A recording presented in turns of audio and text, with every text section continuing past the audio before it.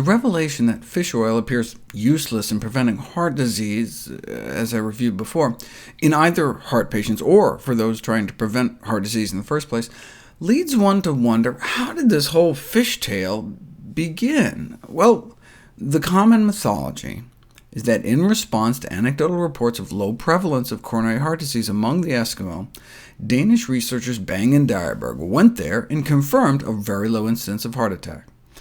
Now, the absence of coronary artery disease would be strange in a meat-based diet, hardly any fruits and vegetables, violating all principles of heart-healthy nutrition. This paradox, then, was attributed to all the seal and whale blubber they were eating, which is extremely rich in omega-3 fish fat, and the rest is history. The problem is, it isn't true. The fact is, they never examined the cardiovascular status of the Eskimo.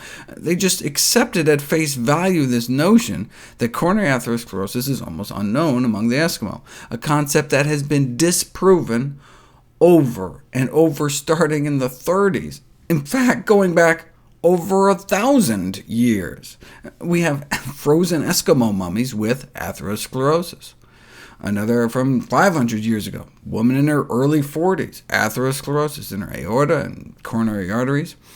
And these aren't just isolated cases. The totality of evidence from actual clinical investigations, autopsies, imaging techniques, is that they have the same plague of coronary artery disease that non-Eskimo populations have, and actually twice the fatal stroke rate, and don't live particularly long.